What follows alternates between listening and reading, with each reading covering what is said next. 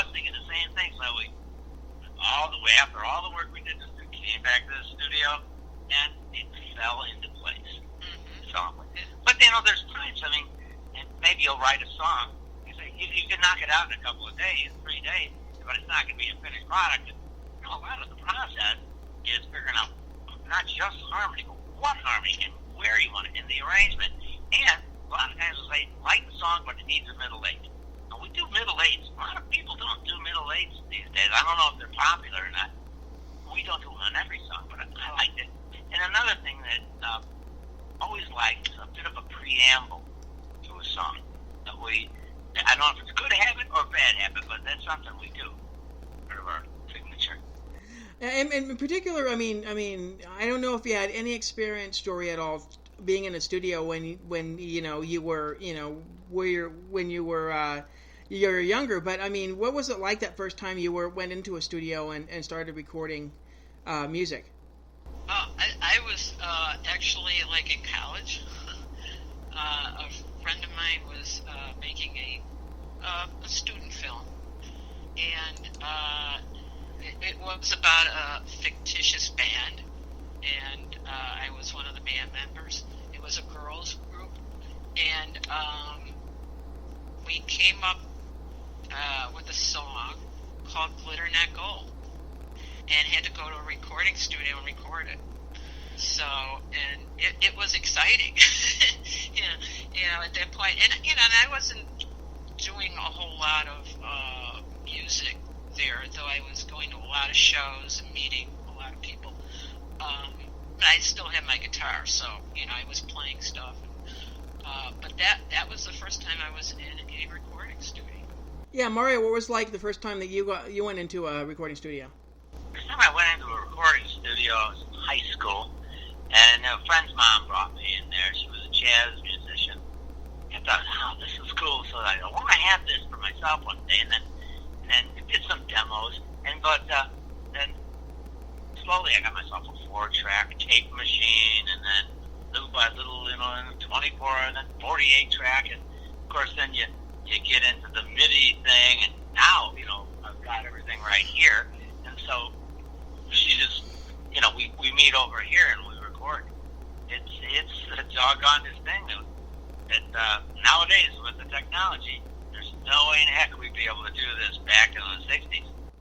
It would cost for the orchestra. Yeah. No, not just that. You couldn't afford the equipment. The quality of equipment is just amazing. And I see these, and it just keeps getting better all the time. Technology.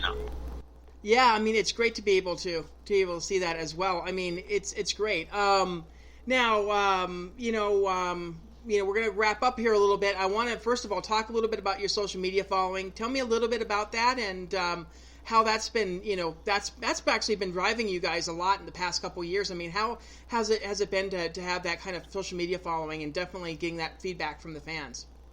I do a lot of that, with the Twitter and Facebook, because I'm kind of into all of that.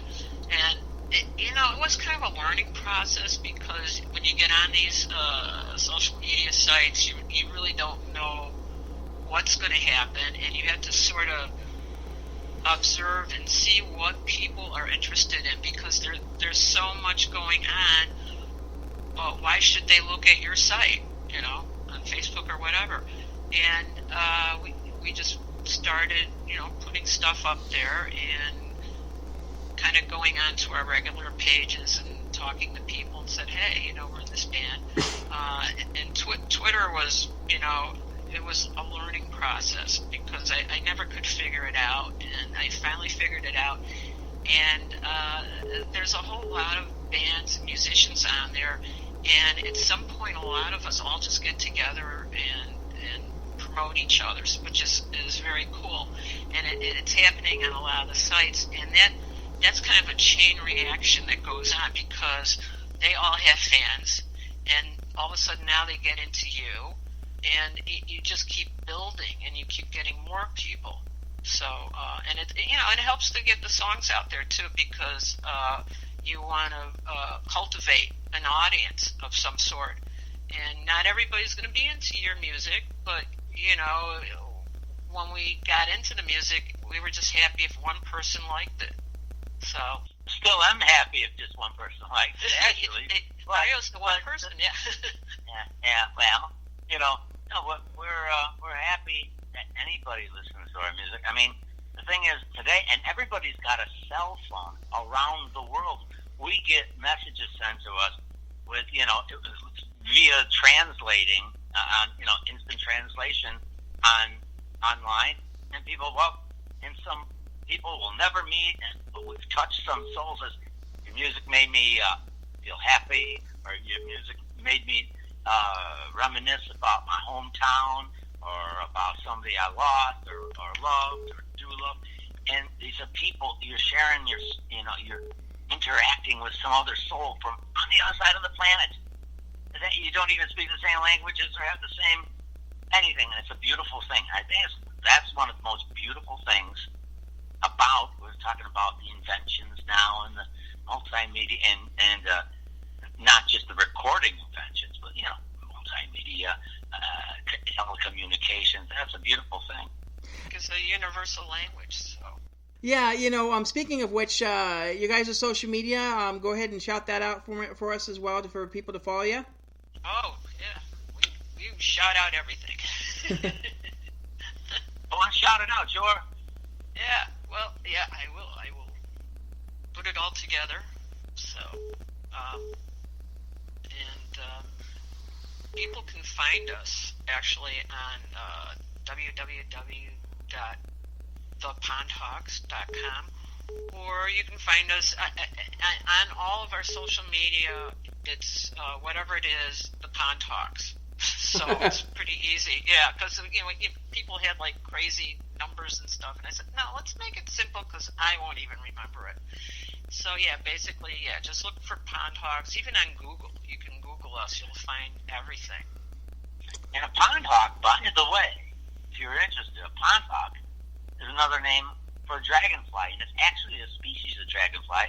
We came up with the logo long before we came up with the name. And that's great to hear. And like you said, I mean, it's just great to be able to see all the successes that you guys have had. The new single's out. You guys can go to pondhawks.com. You guys can check out all the social media there as well. Anything else, guys, want to add? Yes, we're very grateful for you for having us. We appreciate it, and grateful for anybody listening to us out there. Yeah.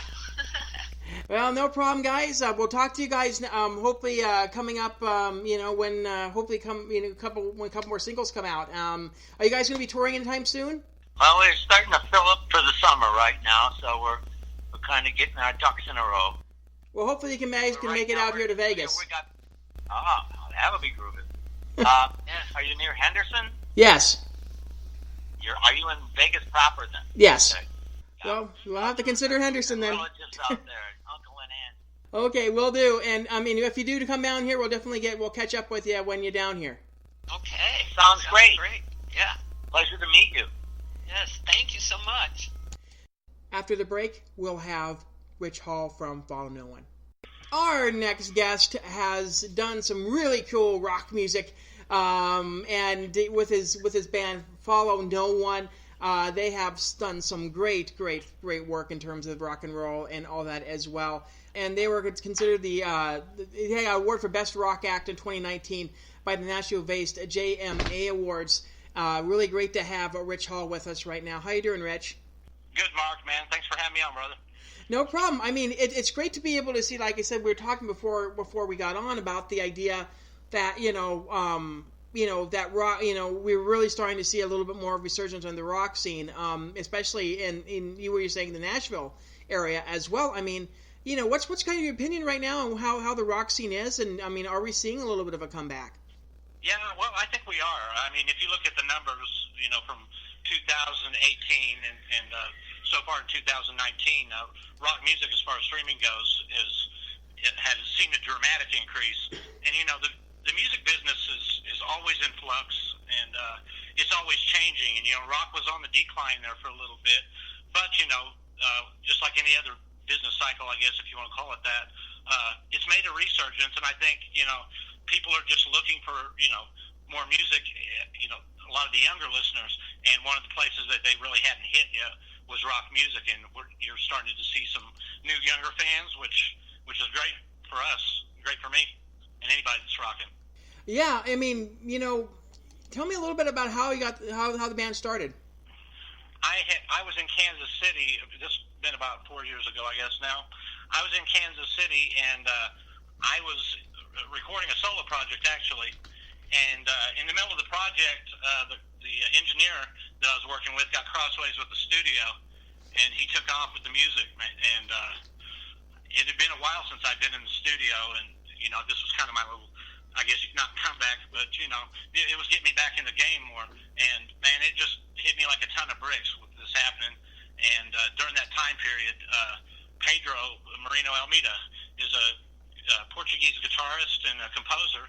Found me on a website on the internet, I guess, and contacted me and asked me if I'd be interested in working on a song with him, since I didn't have anything else going on, and I was pretty much aggravated about that whole situation. I said sure, jumped in my car, went to Nashville, spent a week on the song, and we recorded it. And originally it was going to be for like sync, which is for television or maybe movies or some type of media like that. But we decided to release it and had enough fan recognition for the song that we released another one, and man, it started in 2016, and it's been going strong ever since. And like you said earlier, culminating with our award this year for Best Rock Act of 2019. So we've been moving pretty quick and doing some good things.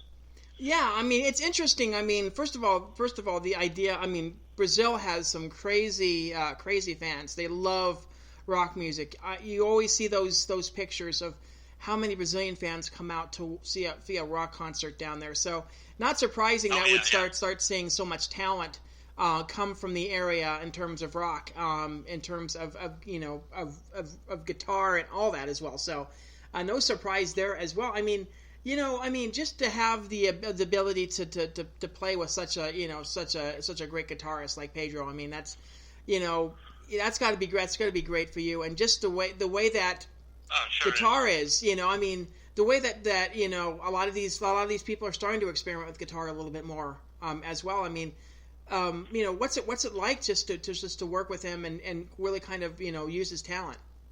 Well, Pedro's a consummate musician. He's not just he's a great guitar player, but his foundation in music overall, coming kind of from a composition background, which he comes from, and he knows music better than anybody I've ever worked with, period.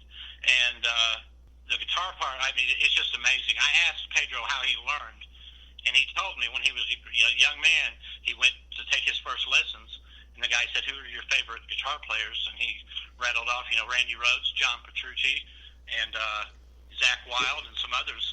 And he said, Steve Vai, Joe Satriani. He said, "Okay, what we're going to do is we're going to teach you how to play like every one of those people in your own respect, and then your style may be a culmination of all of them." And that's what he has going on. And I mean, it's just amazing to listen to him play and to watch him play. And fans will get to see him on an upcoming video for our current single, "Bring Me Peace." Pedro just tears it up on the guitar. Speaking of which, I mean, you from a young age had actually started performing as well. I mean, how was that for you? I mean, to grow up and start performing like at the age of 13 and really kind of work your way through the music scene? Well, yeah, I came at it from a different direction. I came at it from the theater direction. My mom was kind of like one of those stage moms, I guess you could say. And when I was 9 years old, she wanted me to try out for Tom Sawyer, which is a musical. And not based on the Rush song, but based on the dude. It'd be more fun if it was based on the Rush song, but I auditioned for that and got the lead, and that got me, into show business, I guess, if you want to call it that, to begin with. And then not too much longer after that, I got really interested in playing piano and keyboards and, guitar to electric extent, mainly keys, and singing, of course. And then I heard rock and roll, man, and it changed everything.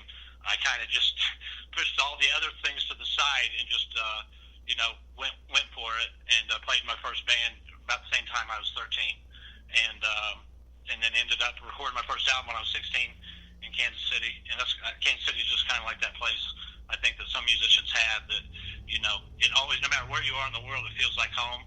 And for me, recording, that there's no place like Kansas City. Yeah. I've been to Kansas City several times. I cover mixed martial arts fights out there as well. I mean,